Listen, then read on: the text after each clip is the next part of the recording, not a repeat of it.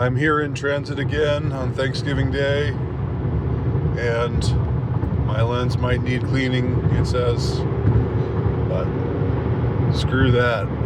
I'm going to give you my impressions of Season 5, Episode 1 of Stranger Things. I only saw the first episode. I know there are 4 that are available to be watched right now. And then I think there's more that are coming in December. My relationship to the show Stranger Things is that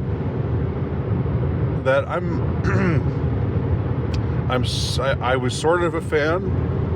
I guess enough of a quote unquote fan to be interested enough to tune in. I can say that season 1 was something I think was really special. That's something we can all agree on. I think when I say we can all agree on it, of course, what I mean is there's a broad consensus that we can form as far as that goes. It's probably not without its dissenters, but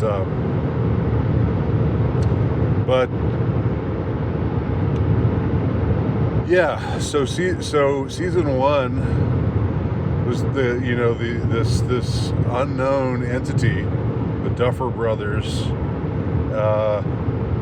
They weren't a powerhouse team. They were just like sort of up and comers. They pitched this idea. I guess it took hold, and they decided to kick him some money, but not a whole lot of money.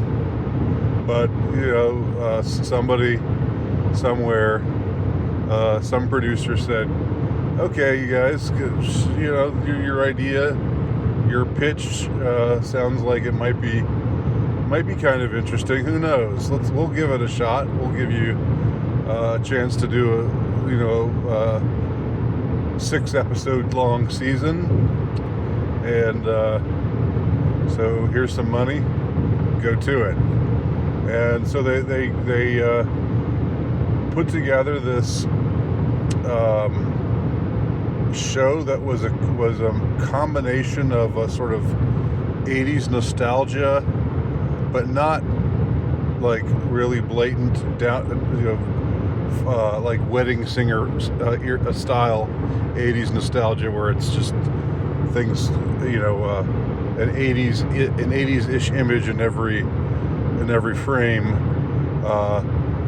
but just a show that's set in the 80s with kids who are growing up, a group of friends who are growing up pre-internet, playing Dungeons and Dragons, doing the sort of things that it hit the sweet spot for Gen X guys like me, because the kids in the show were like this about the age that I was. I mean, the younger kids, the group of the 4 friends that we see playing D&D, they were about my age. I was 12 in 1983. I think they were about around 12. So yeah, so I was like, yeah, I remember you got me you got me with you reeled me in with the nostalgia bait, but it wasn't just that. It was something artful. It was like the taking this aesthetic that's sort of a lo-fi.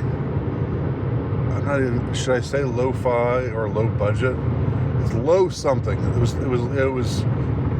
The first season was not in your face. It was subtle. It was sort of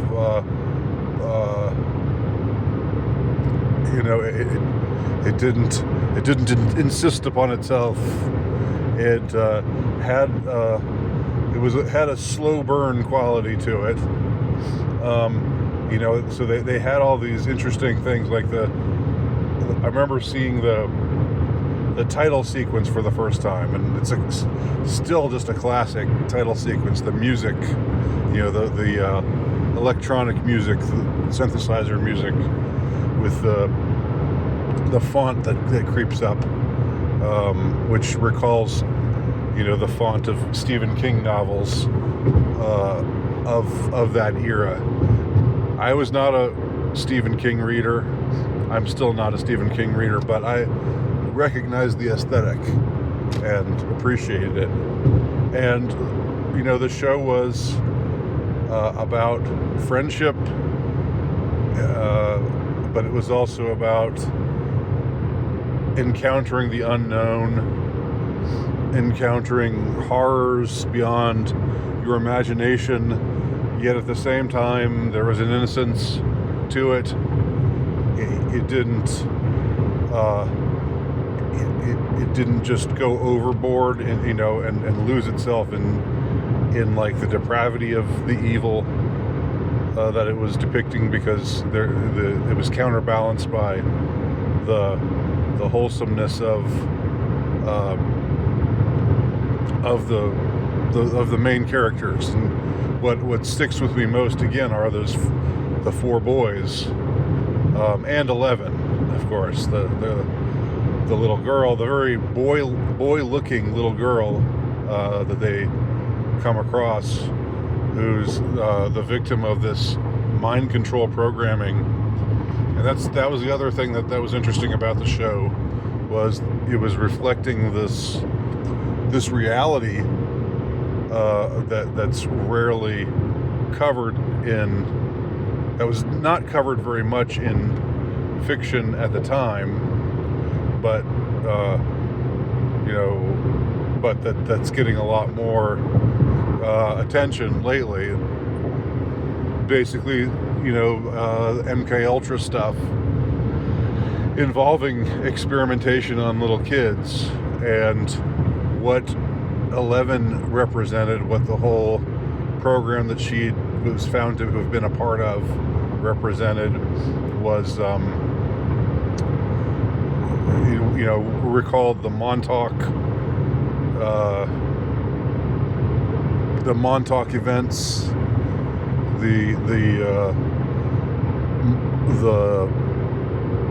allegations of the use of a bunch of kids in Montauk, New York, to conjure up by the intelligence services to conjure up all of this weird, freaky, ESP and psychic driving kind of stuff, and really what amounted to abuse of these kids, and 11 was an abused child. So there's something really heavy about her character, and then she shows up, and there's all these homages to things from the 80s, like E.T., like when the kids take in this little girl, 11, who has these incredible psychic powers, but who's been through hell because of what she's been subjected to in this program. And then they dress her up to disguise her in a way that's supposed to recall E.T., the movie E.T. from the same era. So lots of homages to Stephen King, Steven Spielberg, but also heavy stuff involving what appears to be the abduction or disappearance, abduction, and then the apparent death of one of the members of this group, one of the kids in this group, and and then they find that he's not actually dead, but you think he's really dead, and so you're really taken through the ringer as far as that goes. And the introduction of some adult characters, I was less interested in the teenage characters,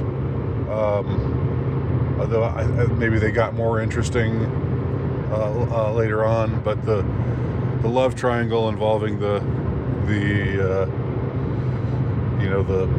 cocky jock and the sort of his sort of prom queen girlfriend, and then the nerdy other guy who also liked her, but was sort of on the outside of the underdog in the love triangle. All these things going on, all this drama, but it's all held together well because there's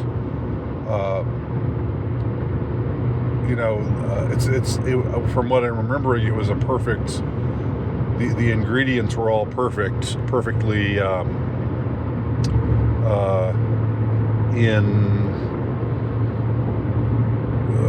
how do I say this? They were all in harmony. There was drama, but there wasn't too much drama. It was balanced out by humor. There was nostalgia bait, but it wasn't there to a ridiculous extent where you were just like, oh yeah, remember that from the 80s, remember that from the 80s, remember that from the 80s. But you still saw things like hairdos and clothing and interior design that recalled the era, and then there was the darkness of it, but the darkness was balanced out by the light of the friendship and the innocence of these kids.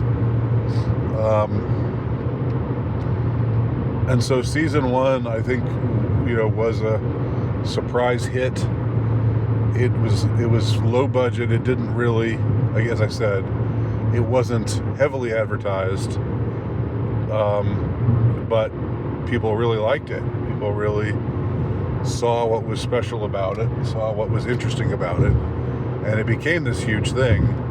And I think in some ways after that, every season after that, it had more self-awareness.